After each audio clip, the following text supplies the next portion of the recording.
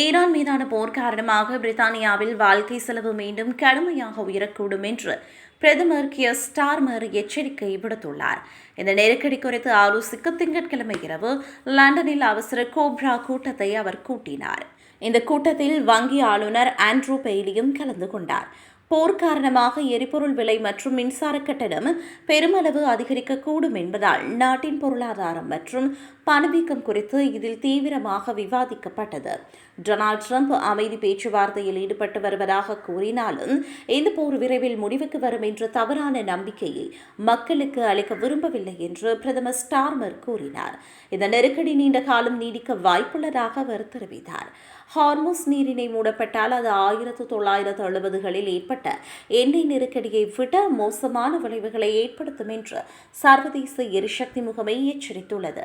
இதனால் உலகளவில் தினமும் 11 மில்லியன் பேரல் எண்ணெய் விநியோகம் பாதிக்கப்படக்கூடும். எதிர்வரும் குளிர்காலத்தில் மின் கட்டண உயர்வை சமாளிக்க மக்களுக்கு உதவிகளை வழங்க அமைச்சர்கள் திட்டமிட்டு வருகின்றனர். இருப்பினும் 2022 உக்ரைன் போரின் போது வழங்கப்பட்டது போன்ற மிகப்பெரிய அளவிலான நிதி உதவிகளை தற்போதைய நிதி நிலைமையில் வழங்க முடியாது என்றும் ஸ்டார்மர் குறிப்பிட்டார். அதிகப்படியான லாபம் ஈட்டும் எரிசக்தி நிறுவனங்களை கட்டுப்படுத்தவும் உள்நாட்டிலேயே புதுப்பிக்கத்தக்க எரிசக்தி திட்டங்களை வேகப்படுத்தவும் நிதியமைச்சர் ரேச்சல் ரீவ்ஸ் புதிய நடவடிக்கைகளை அறிவிக்க உள்ளார்.